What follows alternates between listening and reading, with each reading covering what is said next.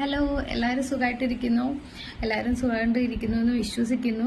അപ്പം ഞാൻ ഇന്ന് ഈ വീഡിയോ ചെയ്യാനുണ്ടായ കാരണം എന്താണെന്ന് വെച്ച് കഴിഞ്ഞാൽ, നമ്മളെപ്പോഴും എല്ലാവരും ഇപ്പോൾ തുടർച്ചയായി 2-3 ദിവസമായിട്ട് കേൾക്കുന്ന കാര്യമാണ് ഒലിവിയ ഡിസൈൻസിൽ, അതായത് പത്തനംതിട്ട അടൂരുള്ള ഒലിവിയ ഡിസൈൻസിൽ അവരുടെ സ്റ്റാഫ് കാര്യങ്ങളുമായിട്ട് റിലേറ്റ് ചെയ്തിരിക്കുന്ന വിഷയങ്ങളും പ്രശ്നങ്ങളും ഒക്കെ.